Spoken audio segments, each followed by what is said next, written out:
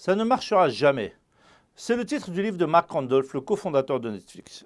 Et c'est exactement ce que tout le monde lui a dit lorsqu'il a présenté son idée. Louer des DVD par courrier? Ridicule. Personne ne va attendre 2 jours pour recevoir un film alors qu'il y a un vidéoclub au coin de la rue. Ça ne marchera pas. Oui, avant d'être le géant du streaming que nous connaissons tous, Netflix louait des DVD envoyés par la poste. Et tout le monde trouvait ça ridicule. On connaît la suite. Mais ce que les gens ne savent pas, c'est pourquoi cela a marché. Ce n'est pas parce que Randolph avait une intuition géniale. C'est parce qu'il avait tout analysé, le marché, les coûts d'envoi, le comportement des consommateurs, la technologie qui arrivait. Il ne s'est pas contenté de dire « je suis sûr que ça va marcher ». Il a vérifié, il a décortiqué, il a testé et quand il s'est lancé, il savait exactement où étaient les risques et comment les contourner. Et c'est là que cela me parle. Parce que dans mon métier de consultant, des gens viennent régulièrement me voir avec une idée. Ils sont enthousiastes, ils y croient dur comme fer. Et jamais, par contre, jamais je ne leur dis ça ne marchera pas. Parce que franchement, on a vu bien plus farfelu dans l'histoire des idées qui ont cartonné. Qui aurait parié sur la location de DVD par courrier en 1997 ? Par contre, ce que je leur dis, c'est analyse bien le terrain, sur quoi tu te bases. Est-ce que tu as regardé la concurrence? Est-ce que tu connais la réglementation? Est-ce que tu sais ce qui motive vraiment tes futurs clients? Et la réponse, c'est presque toujours la même. Non, mais je suis sûr que ça va marcher. Et d'ailleurs, ça vous est sûrement déjà arrivé à vous aussi. Un ami, un collègue, un membre de votre famille qui vous parle de son projet et vous voyez tout de suite les failles.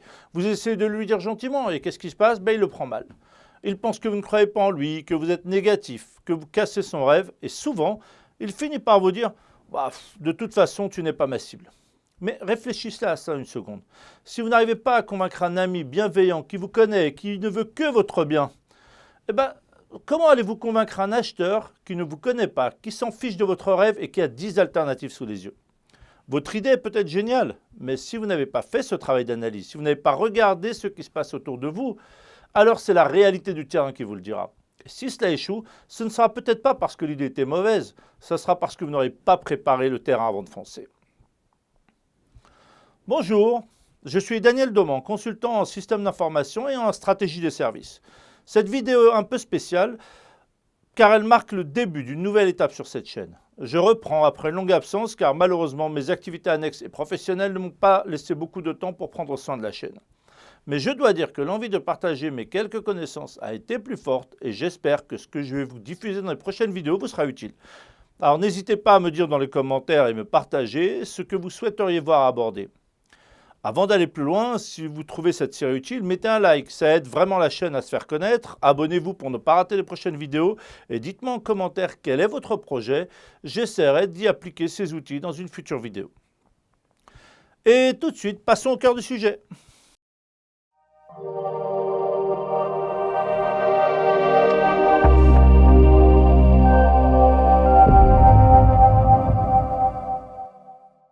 Dans les vidéos précédentes, on a vu comment identifier les vrais besoins de vos clients, comment trouver des idées qui fonctionnent, comment comprendre la psychologie d'achat.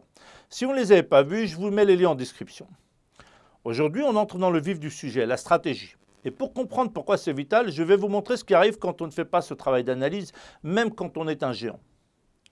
Le premier, c'est Nokia. En novembre 2007, le magazine Forbes titrait « Qui peut détrôner le roi du téléphone portable ?» Nokia était le roi du téléphone mobile. 20 ans d'expertise, des milliers d'ingénieurs, une domination mondiale.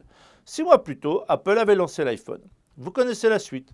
En quelques années, Nokia est passé de leader mondial à quasi-faillite. Leur téléphone était excellent, mais ils n'ont pas vu que le monde changeait autour d'eux.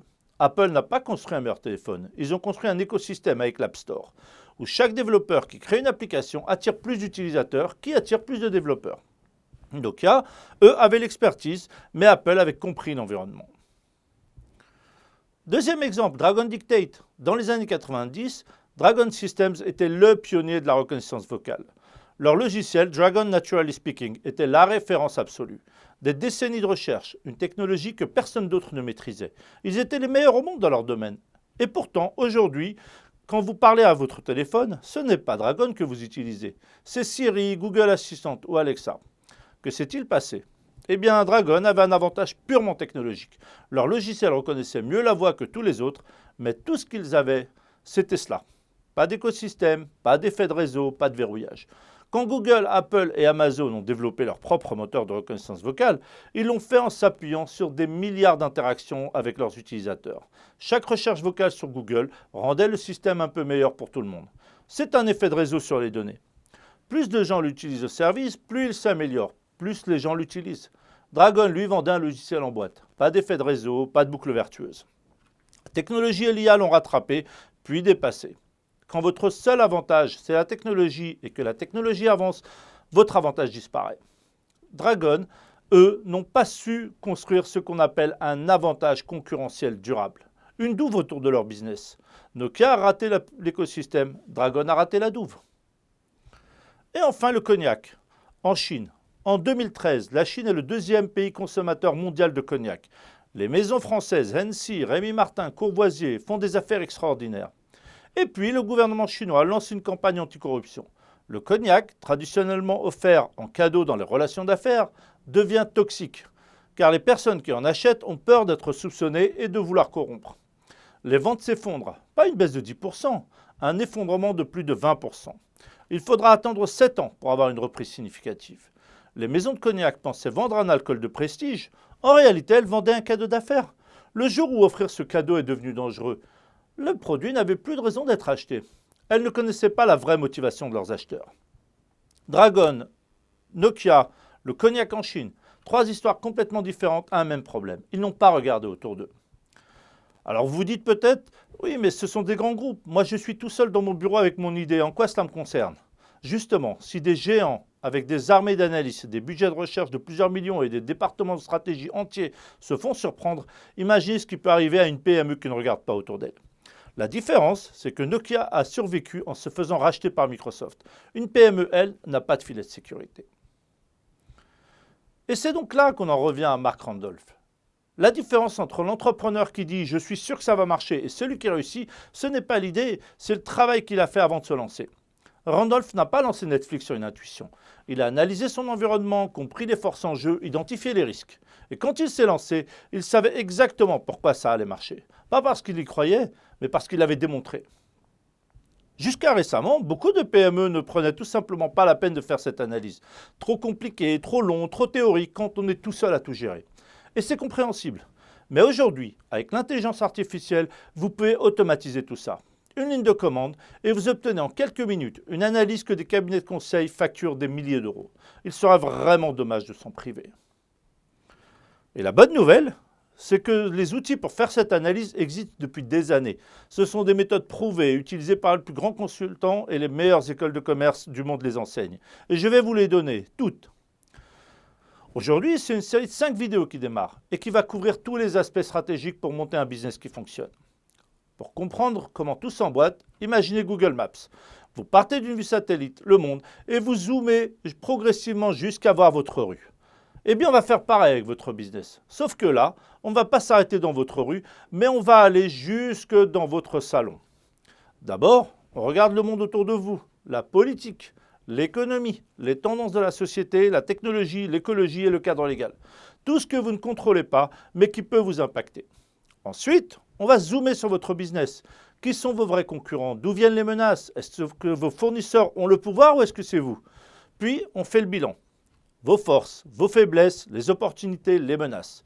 Et enfin, on entre dans votre entreprise, maillon par maillon, de l'achat des matières premières jusqu'au service après-vente, pour identifier où vous créez de la valeur et surtout où vous en perdez. Et puis enfin, il y a l'intelligence artificielle. Aujourd'hui, la majorité des dirigeants voient encore l'IA sous l'angle de ChatGPT, un outil pour rédiger des mails ou résumer des documents. C'est comme utiliser un avion de chasse pour aller chercher le pain. L'IA peut transformer la manière dont vous analysez votre marché, dont vous prenez vos décisions, dont vous servez vos clients. Et ne pas savoir ce que l'on peut en tirer, c'est laisser un avantage concurrentiel énorme à ceux qui, eux, l'ont compris. J'y consacrerai une série entière parce que c'est un sujet trop important pour être traité en une seule vidéo. À la fin de cette série, vous aurez une boîte à outils complète. Pas de la théorie abstraite qu'on oublie le lendemain. Du concret que vous pourrez appliquer demain matin sur votre projet. Comme Randolph l'a fait d'ailleurs pour Netflix. Et pour que ce soit vraiment concret, on va suivre 2 entreprises fictives tout au long de ces 5 vidéos, afin que vous puissiez avoir une idée claire sur la manière d'implémenter ces concepts. Aujourd'hui, de plus en plus de personnes prennent soin d'elles et cherchent à manger sain et équilibré. C'est pour cela que j'ai pensé qu'un exemple comme une marque de snacks protéinés sains, fabriquée en France, vendue en ligne et en magasin bio, ce cas sera parfait pour illustrer notre propos. Eh bien, nous l'appellerons NutriCrunch. D'ailleurs, je sais que je ne me suis pas vraiment foulé pour le nom, mais en parlant d'IA, je sais que ChatGPT, à qui j'ai demandé de me suggérer un nom, ne s'est pas foulé non plus.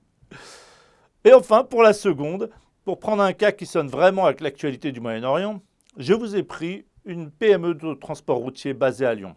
35 camions Trans-Europe Express, du fret national et européen, un marché beaucoup moins glamour, je vous l'accorde, mais absolument vital. En les analysant en parallèle, vous allez voir comment un même événement, une guerre au Moyen-Orient, la pénurie de chauffeurs en Europe, l'explosion du prix du pétrole à 115 $ le baril, impactent ces deux entreprises, mais de manière complètement différente. Et à l'issue de la dernière vidéo de cette série, je vous mettrai à disposition un prompt que j'ai conçu qui vous permettra de faire une analyse complète de votre projet. Alors un prompt, pour ceux qui ne sont pas férus d'informatique, c'est tout simplement un texte que vous copiez et que vous collez dans ChatGPT ou n'importe quel autre IA et pour lequel vous allez obtenir en quelques minutes un rapport détaillé avec tous les outils qu'on a revus ensemble. C'est gratuit, c'est en description de la dernière vidéo et on verra ensemble comment l'utiliser. Je vous ai mis d'ailleurs en description les liens vers les livres que je cite dans cette série. Honnêtement, ce sont des investissements qui valent vraiment le coup.